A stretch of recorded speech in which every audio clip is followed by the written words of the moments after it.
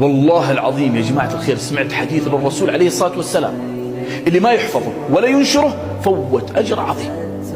يوما من الأيام دخل الرسول عليه الصلاة والسلام إلى المسجد ووجد رجلا يصلي في التشهد الأخير فسمع منه دعاء، فقال الرسول عليه الصلاة والسلام قد غفر له ثلاثة. إيش الدعاء العظيم هذا اللي غفر الله له ثلاثة؟ اسمعوا الدعاء.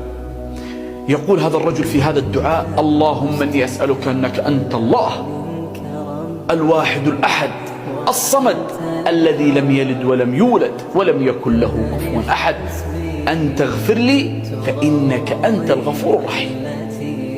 فقال الرسول عليه الصلاة والسلام قد غفر الله له ثلاثة أو قد غفر له ثلاثة. فنحرص على نشر هذه المقاطع وحفظ هذا الدعاء حتى ندخل في هذه الأجور العظيمة. الله يحفظنا وإياكم ويجعلنا وإياكم فتح الخير مغاليق للشر.